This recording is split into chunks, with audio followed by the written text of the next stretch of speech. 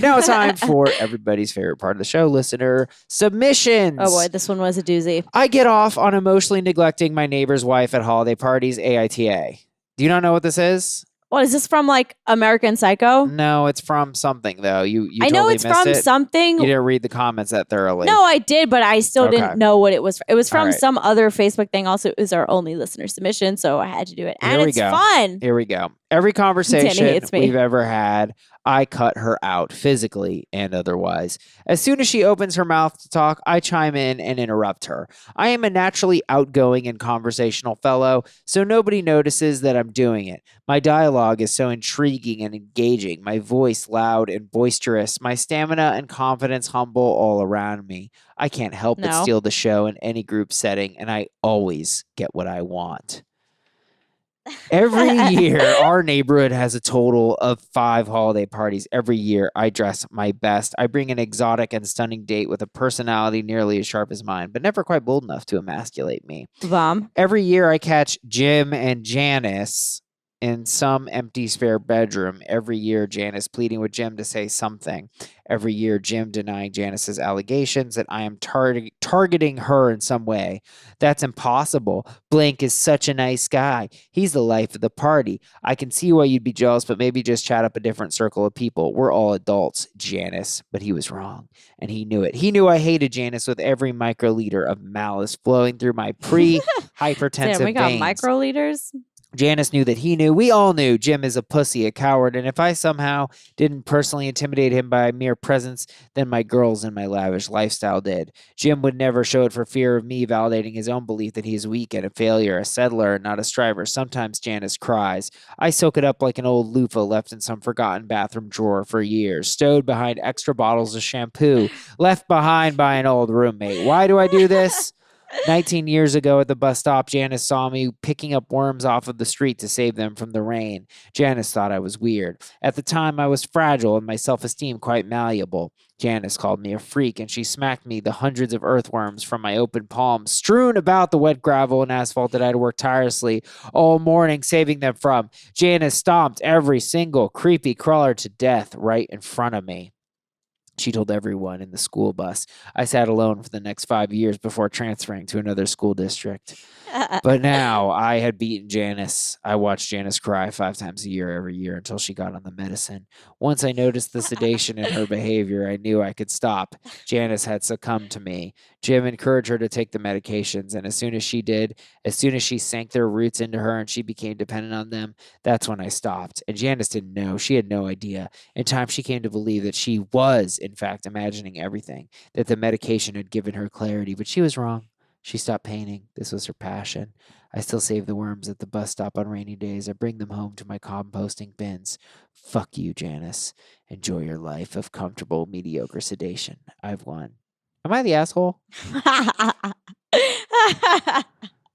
I mean, we know this is fake, but it was just so ridiculous. You don't know what this is? Because even I had a clue. I mean, I saw in the comments that it was from some Facebook post. It's from The Office. This is about The Office. Oh. Isn't it? Jim, Janice? Who's Janice? I don't know. I don't watch The Office. There's Jim, but there's only a Janice and Friends. Oh, really?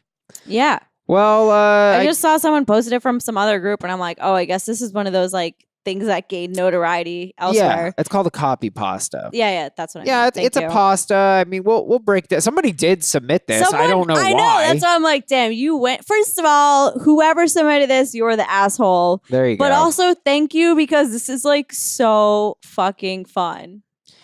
Yeah, I mean, as I said, like I think it's kind of I don't know. I think it's pathetic. I think this is about pettiness, you know.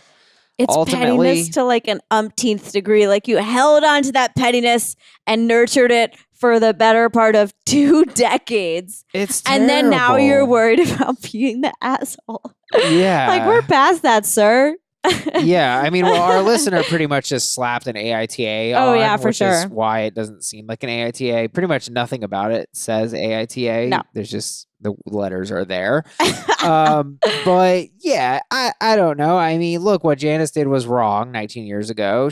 I guess I'm like, were they 5? Like, we don't actually know. I think this person's in their like 30s. and she stomped on the worms, and that's not very nice. And then Also, how inefficient is his worm gathering if it took him all day to just get these worms? Hundreds of worms. But I guess what doesn't really, I don't know, does this ring to you that Janice stopped every single creepy crawler to death right in front of me? She told everyone in the school bus I sat alone for the next 5 years? Huh? No, like, come you on. touched worms one day and you lost everyone for 5 years? No, everyone touches worms in school. Like, right. Whatever. I think that OP here is really just kind of stuck on this thing that happened, and it was mean what Janice did, but let it go. I think he hasn't been able to let it go for so long. That's the problem. Yeah, I mean, this like correlation is not the causation here. You sat alone for 5 years. People clearly thought you were weird. Yeah. Before the worm incident. Also, this is not helping your case.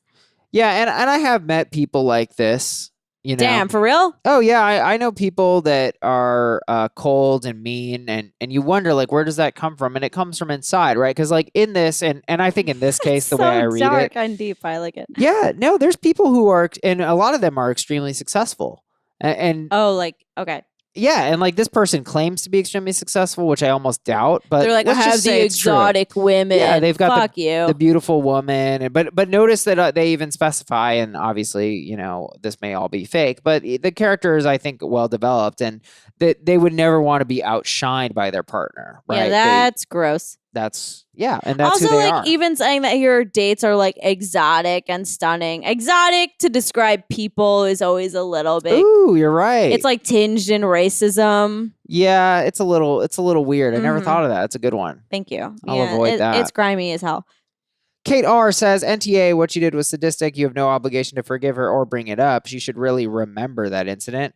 She'll figure it out eventually. In the meantime, your perspective of your neighbor makes you self-important and obnoxious, but not the asshole in your actions. So let's pause and discuss this. Whoa. I feel like we've found the fellow sociopath in this commentary. Like, what is going on?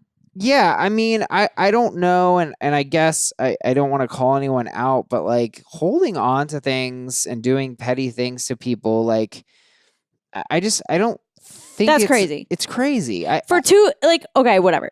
Someone was like a very minor schoolyard bully to you, right, 2 decades ago, and you think that it's justified to literally gaslight her into oblivion as an adult. Like, how on earth do you think that these are like the same? I think it's bad. Once I brought the medication into this, I was like, what is going on? And the painting, there are no transitions here. Totally lacking. You got to improve your writing skills. Yeah, Jeremy S. agrees. He says, Dear Lord, someone somewhere is missing the knockoff story of the Count of Monte Cristo. Johan B says, YTA, you're an asshole if this post is real. If it's fake, you're an asshole for posting it. I mean, look, I just think, look, I don't want to mince words here. We said it was being insane, but I think holding on to things is not a path to joy. That's what I want to say. If you find yourself, and I do, I'm not going to sit here and say it never happens. We all do. We ruminate. We get stuck on something and revenge. I mean, there's someone that I regularly think about, and I think, wow, I can't wait till they die. And it's me. And it is you, but only today because you were late. But I think, you know, and then I have that thought and I go, why is that? And what is that really about? And then I realize that's really just about, you know, jealousy. What this person said really mean things to me that hurt me and cut me down and devastated me, honestly. But then I go, look, I'm a grown-ass man. So I'm not getting anywhere by having these petty thoughts. Yeah. I'm sorry. I'm not ready to like leave this comment alone. Go for it. Like, Kate R. Her saying that, and I'm hoping that this is like satire and just playing it to this for fun. Cause like someone had to play devil's advocate because it was so glaringly like, dude, we're past asshole-ishness. It's like, do you need to like, I don't know, get removed from society if this is how you like respond to things. But her saying like she should really remember that incident, it's like, why? I don't know. We've all done like stupid things as kids. She'll figure it out eventually. I don't know. Will she? She's already on theoretical medication because of this incident that happened 20 years ago. Yeah. I don't think Like- it's necessarily true that she would remember too. No, even like I've read a lot of accounts of people who confront their high school bullies or like very serious bullies, people who tormented people for years, like physical, psychological, and they'll, claim to not remember it or not remember it. I think people are super wrapped up in their own shit all of the time that they're not going to remember some dumbass thing they said to you 20 years ago that like fucked you up for life. Right. Oh my God, I can't. How could, like, I admire this in a way, but I'm like, wow, really? Not the asshole?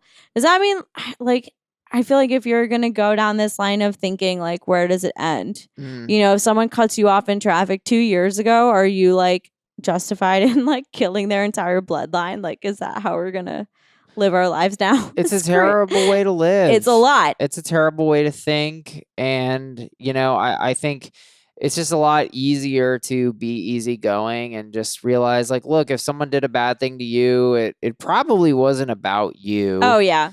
You know, and just look, it doesn't help. I sometimes think too, like, forgiving people is kind of about like letting go also. Yeah. And when you don't let go, you do more harm to yourself. Yeah, because people are always going to wrong you in some perceived way. Like, always. Always. I'm with you. Like, it's just, how much are you going to continue to hold that anger against them? Yeah. And another thing I kind of wanted to bring up is, you know, I was talking with someone and they listened to this show and they were telling me, you know, that they had this incident with someone and this is kind of going a different direction, but I think it's kind of related where they basically had a friendship that fell apart, right? That's hard. It is hard. And it was hard for them too, because they felt like the other person would have blamed them, you know, but essentially this person distanced themselves. And, you know, I think a concept that needs to get out there is like sometimes friendships are just like romantic relationships and they don't work. Yeah. For whatever it is. And that's okay. Like, that's okay. And sometimes it has to go to a more extreme point, like where you have to block the other person or whatever it is. And that's okay. And it doesn't mean that either person is evil or broken. It might just be that for whatever reason you have the wrong like ingredients, right? It's fucking Diet Coke and Mentos. You know, neither is bad. They each have their place. Personally, don't run into Mentos that often, but it has its place. Some people are fans. The fruity ones are delicious. I take your word on it. And I don't know. I think a lot of people can guilt themselves about these things if they're on the receiving end of such a thing. And it's like, you got to forgive yourself too. So yeah, I mean, guess. I have no things to fight on this. I Yeah. agree. I think honestly, it's almost harder to have a friend break up than a significant other sometimes. Ooh, that's a good point. That's actually like because like, I just feel like a lot of times you've known your friend longer than your significant other, or like you're so habituated to like having them in their like your life that when I've had friend breakups, I've actually felt like worse. Yeah. Yeah, I mean, it is, yeah, you're right, because a friend breakup, it's like, I don't know what's worse. I guess part of it about it is like, it was never sexy, you know, so it was never sexy. So you it's get to fuck him. I'm just kidding. Well, no, but it has nothing to do with sex because it was always pure. You know what I mean? Oh, yeah. It was never about the person being hot or whatever. No. I mean, unless you're a person who, I want hot friends, which, yeah, good you Lord. know. Yeah. But, you know, it was never shallow and it was always with the purest of intentions. Because, I mean, you might have wanted something at some point, but at some point you get a real friendship and that's kind of a pure, beautiful thing. That's deep. Yeah. I feel that. Well, I think this was a hell of an episode, Wow. Sarah. I mean, Pretty look, wild. guys, We were on one today. I hope you enjoyed it. I hope you Yeah. enjoyed the banter, and I hope you have I guess this will be coming out in a couple weeks, but I hope you have a happy holidays. Yes. Kwanzaa, Hanukkah, Christmas. Other non-denominational events. Hell yeah. I don't know. All of them. Yeah. And that's it, folks. We'll see you next Monday morning. See ya.